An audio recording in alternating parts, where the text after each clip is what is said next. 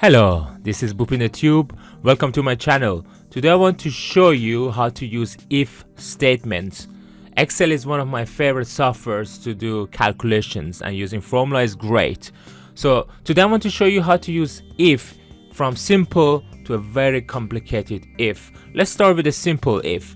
All you need to do always to start a formula is to select equal to and then type in if. Then press the tab and put in your first logic by selecting the cell you're interested at.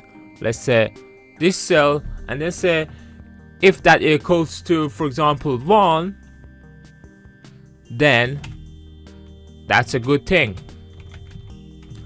and if not, that's a bad thing.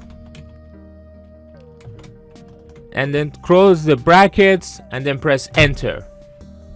So because it's not 1, it's a bad thing. So if you change this cell and change it to 1, it becomes a good thing. What if we want not just good or bad, but even better? Let's see how we can make it more complicated. So I'll start from the scratch. I press equal to, and then I press type in if. First logical would be same.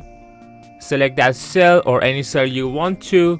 Then equal to, let's say if it is 1, then again it's good.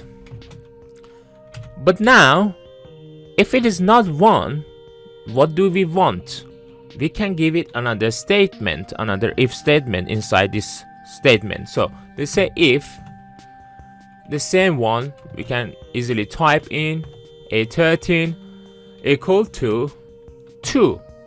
Then what should it be? If it is 2, then it's excellent. And then if it is not 2, what if that it is A13 is 3? Then what? It's fantastic. And then what? Then let's say then it is bad. Okay? And then you can close the bracket. As you see, we made 3 brackets, so you have to close all 3 and then press enter. So this is our cell that it's linked to. It's 1 is good, 2 is excellent, 3 is fantastic. What about 4? Let's try. 4 is bad. What about if I just delete this and move? Still it is bad, and 1 is good, so delete it again and become bad.